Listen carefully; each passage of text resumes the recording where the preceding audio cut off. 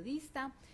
Por esta razón, la Universidad del Rosario hace un análisis sobre la crisis económica, pérdida de credibilidad y tecnologías de la información, desafíos de los medios de comunicación. Por esta razón nos acompaña el día de hoy Diego García. Él es el director del programa de periodismo y opinión pública de la Universidad del Rosario. Muy buenos días, Diego. Bienvenido a Revista de la Mañana.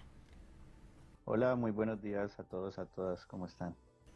Muy bien, muchas gracias. Bueno, este análisis es muy importante porque, bueno, los medios siguen produciendo contenido, ¿no? Y no sabemos si estamos adaptándonos muy bien a la tecnología, ¿no? El tema de las redes sociales, si la información es oportuna, ¿no? Por decirlo así. Y bueno, ¿qué es lo que está pasando con esta crisis económica, pérdida de credibilidad y tecnologías de la información? Hola, sí, pues efectivamente yo creo que los medios y el periodismo viven una constante transformación y adaptación a las condiciones sociales, políticas, económicas y tecnológicas. En los últimos 20 años nos hemos concentrado, o digamos, el tema principal ha sido, bueno, cómo los avances en las tecnologías de la información y la comunicación han desafiado y trastocado, si se quiere, la labor de los medios y el periodismo. Entonces, efectivamente, uno de los temas que hay que poner atención desde nuestra perspectiva en estos momentos es cómo hacer periodismo y buen periodismo, aunque ese buen puede sonar como a un juicio de valor, pero cómo seguir haciendo periodismo ante los desafíos que en estos momentos plantean las tecnologías. Uno de los tantos puntos que nosotros hablamos es cómo no ir, cómo hacer para que los medios no vayan detrás de ciegamente de cuánta innovación tecnológica va surgiendo. Pensemos, por ejemplo, en las redes sociales. Las redes sociales sin duda han favorecido la distribución, la producción, el alcance y el consumo de información periodística. Y todos los medios están en las redes sociales, desde las más antiguas, Facebook, Twitter, Instagram, ahora hasta TikTok. Pero el problema no es estar en esas redes sociales, sino saber cómo estar y cómo participar en esas redes sociales, porque muy bien lo decías al principio, hoy los medios, el problema no es que no produzcan información o no produzcan contenidos, sino el problema es que no es fácil monetizar esos contenidos en las redes sociales. Entonces es uno de los tantos desafíos que tienen hoy tanto medios de comunicación como periodistas. Pues con los muy buenos días, profesor, pues dentro de eso análisis que ustedes hacen, se habla también de esa crisis que tiene pues los medios y la falta de credibilidad.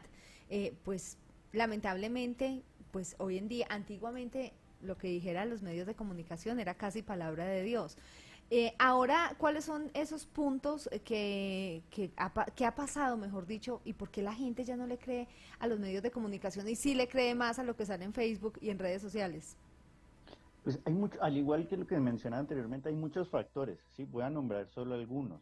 Desde nuestra perspectiva, la credibilidad de los medios de comunicación se ha visto afectada porque muchos medios y periodistas, digamos que han asumido una posición frente a ciertas ideologías y posiciones políticas, ¿sí?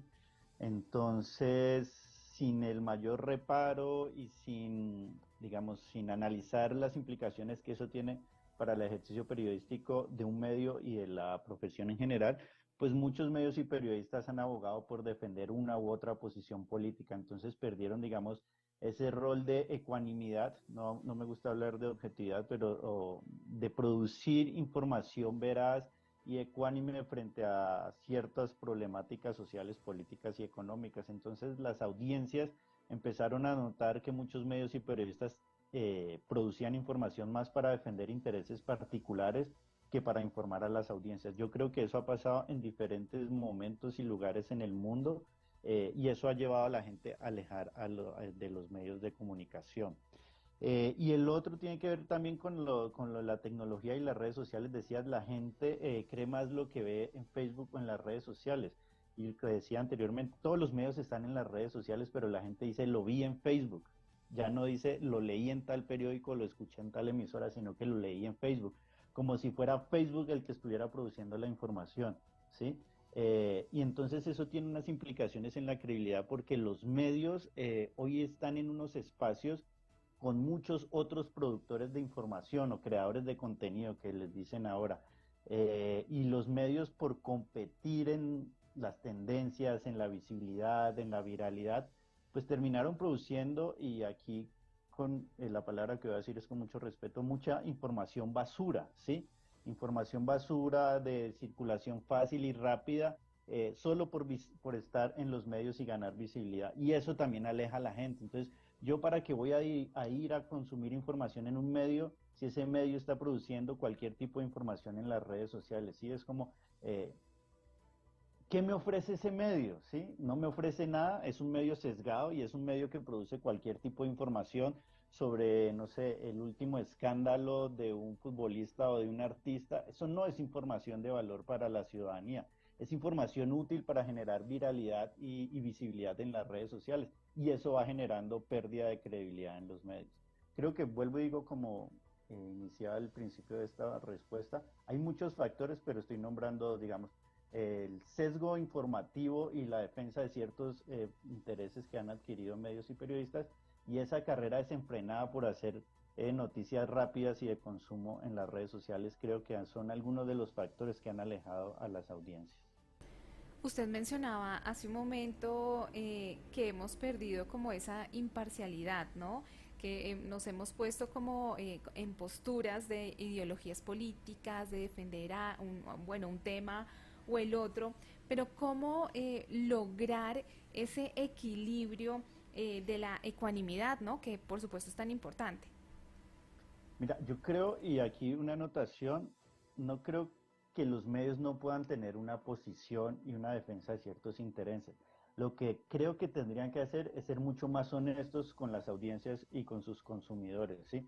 Es decir, nosotros somos un medio, tenemos esta cercanía con ciertos poderes económicos y políticos, y por tanto nuestra agenda informativa va a estar marcada por esa tendencia, ¿sí? Me parece que a los medios les ha faltado eh, cierta honestidad y cierta transparencia. Ahora, también hace parte de un ejercicio crítico que deberíamos tener nosotros como audiencias, saber cuando escuchamos una información o leemos una noticia o vemos en televisión, saber quién está diciendo lo que está diciendo. Eso es parte, por parte de los medios y por parte de la audiencia. Yo creo que habría que hacer un pacto de lectura, se llamaba eso en las teorías de la comunicación y el periodismo hace mucho más tiempo.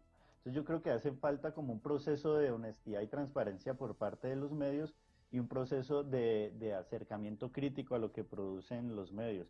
El problema es cuando un medio, digamos, pertenece a grandes grupos económicos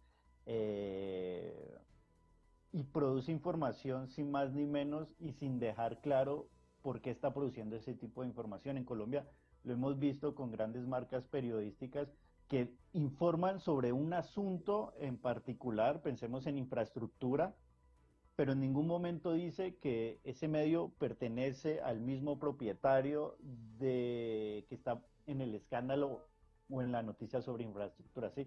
Yo creo que ese tipo de cosas. Por eso la defensa o la necesidad en estos momentos es que en Colombia necesitamos más y mejor periodismo, más y mejores medios de comunicación, medios que no estén ligados, digamos, a intereses políticos, a intereses económicos. Yo creo que ese es el ejercicio que necesitamos en Colombia, porque un medio que tenga una propiedad particular, pues no va a salir a informar abiertamente sin tocar. Nadie toca los intereses a los que se debe, por ejemplo. Claro, y es muy claro lo que usted nos dice, profesor, porque sí, falta honestidad, transparencia por parte de los medios y por eso también se pierde esa credibilidad. En ese orden de ideas, todos los días hay jóvenes recibiendo formación para ser periodistas. Cada 6 meses hay nuevas promociones de periodistas. Somos muchos los que trabajamos en estos medios. ¿Cuáles son esos retos que tenemos nosotros como periodistas ante este mundo que cada vez evoluciona, un mundo que en este caso en el país que pues se ve casos de polarización, que hay tanto radicalismo de un lado y del otro? ¿Cuáles son esos retos que tenemos nosotros como periodistas? Hay muchos retos, pero a mí me gusta hacer énfasis en uno principalmente. ¿Cuál es el reto? Seguir haciendo periodismo, ¿sí? ¿Y qué es seguir haciendo periodismo? Entendiendo el periodismo, digamos, como ese ejercicio de vigilancia crítica a los poderes. Yo creo que ese es el principal reto de quienes hoy se forman en periodismo. Y hacer ese tipo de periodismo es el mismo periodismo que se hacía en radio, que se hacía en televisión, que se hace en redes sociales.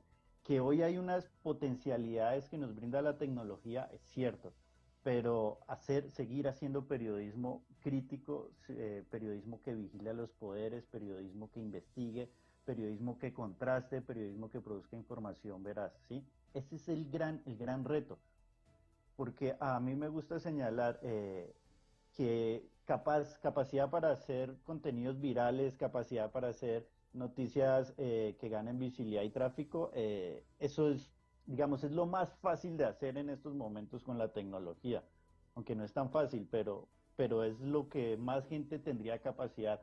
Lo que más requiere hoy el periodismo en Colombia y quienes estamos formando nuevos periodistas es eso, no perder el horizonte y el propósito y el compromiso social del periodismo, que vuelvo y lo repito, es hacer periodismo de investigación, periodismo crítico, periodismo vigilante. Creo que ese es el gran reto. Ya viene después, por supuesto, unos desafíos tecnológicos, pensar en la sostenibilidad, pensar en las audiencias, ¿verdad? Pensar en un montón de cosas que va más allá de hacer buen periodismo, porque hoy con las posibilidades tecnológicas, vuelvo y digo, el periodismo más superficial y banal es el que más visibilidad gana. Entonces un reto es saber hacer periodismo como el que he caracterizado para competir, si se quiere, con ese periodismo viral y superficial que caracteriza hoy los entornos digitales. Sí, es verdad, se queda como la superficie de las noticias de lo que se ve, pero no se entra a la profundidad de las noticias que verdaderamente transforman país y que nos pueden o favorecer o afectar. Pero hay una cosa, profesor, que pues que digamos como periodistas tenemos que enfrentar. Y es que hoy en día el periodismo es una carrera que es muy difícil de conseguir empleo.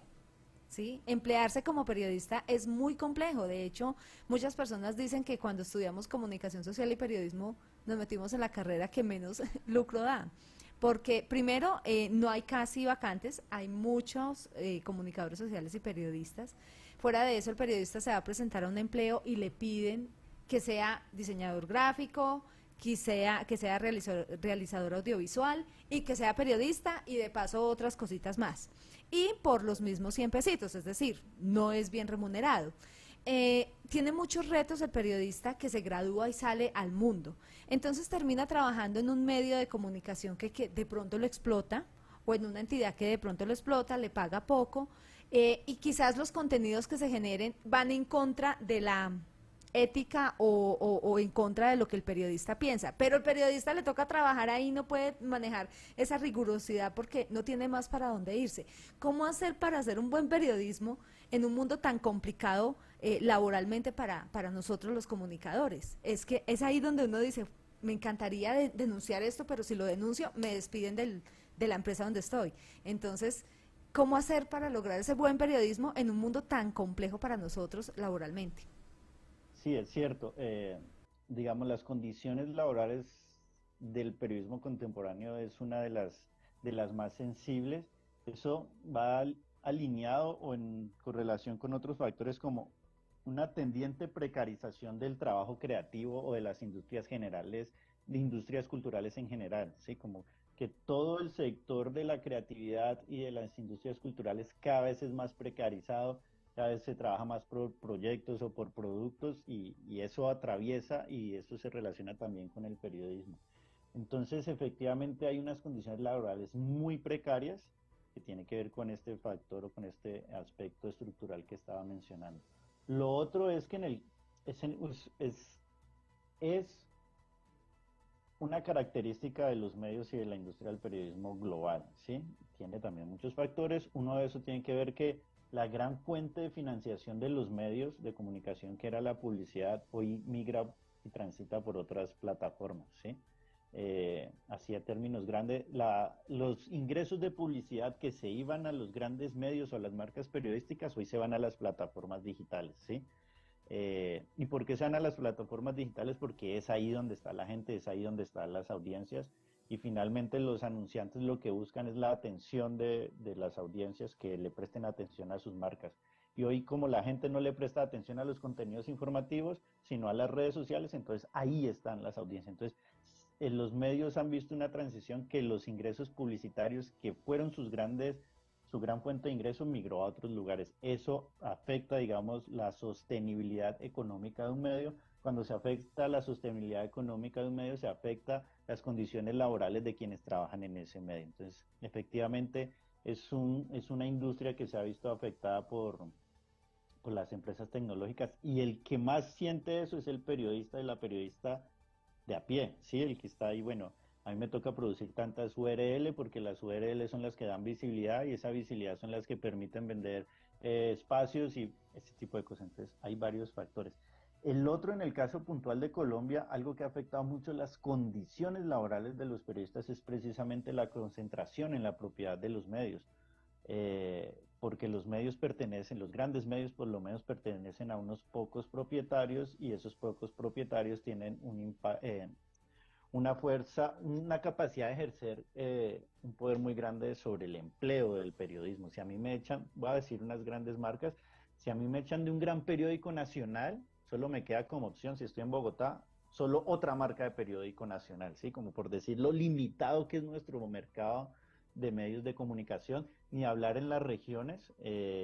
Históricamente existió un periódico impreso, unas cuantas emisoras y si mucho un canal de televisión. Entonces son mercados muy reducidos y muy competidos. Entonces cuando hay muy pocos empleadores, pero mucha gente buscando trabajo, pues para los empleadores es muy fácil precarizar a este tipo de profesionales. Entonces son varios factores que impactan y efectivamente, como lo decías, uno podría querer hacer el mejor periodismo, el más investigativo, el más crítico, pero ¿quién me va a pagar por eso? ¿Sí?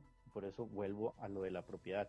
¿Quién me va a pagar por eso si hago el mejor investigación sobre corrupción en mi región, pero resulta que el dueño del medio es amigo del alcalde que estoy investigando y ese tipo de cosas? Entonces me gusta analizar el contexto amplio. Son muchos factores los que condicionan el tipo de periodismo que se hace en este momento. Y otro aspecto, para volver a la vinculación y a las condiciones laborales, a diferencia de muchos países del mundo, incluso de nuestra región, en Colombia nunca hubo una asociación o una agremiación que defendiera al periodista. Entonces al periodista le toca defenderse por sí solo.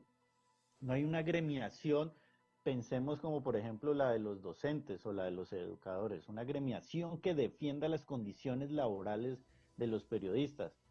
Muchos países funcionaban, aunque esté muy estigmatizada, los sindicatos de periodistas, y no era el sindicato de periodistas de una marca, de un medio, no, era el sindicato de los periodistas de un país o de una región. Entonces yo creo que en Colombia ha hecho falta y estamos en deuda de tener una agremiación de periodistas que defiendan las condiciones laborales de este tipo de profesionales.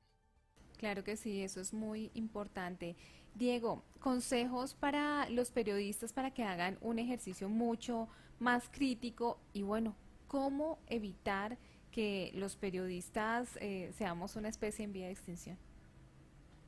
Que sea mucho más crítico, bueno, al venir de un programa o dirigir un programa de periodismo en Colombia, nuestra gran apuesta para formar periodistas críticos, reflexivos, analíticos, es seguir insistiendo en la capacidad de lectura, de comprensión lectura, y no solo de lectura de textos, sino de los fenómenos, comprensión de los problemas sociales en su complejidad.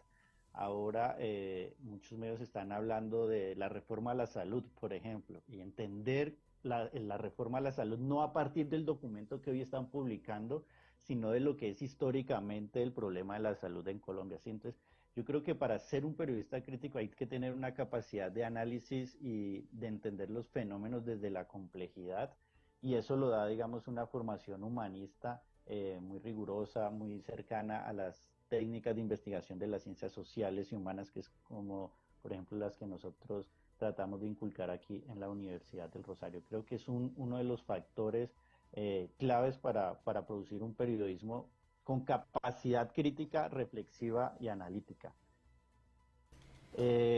¿Cómo no ser una especie en vía de extinción?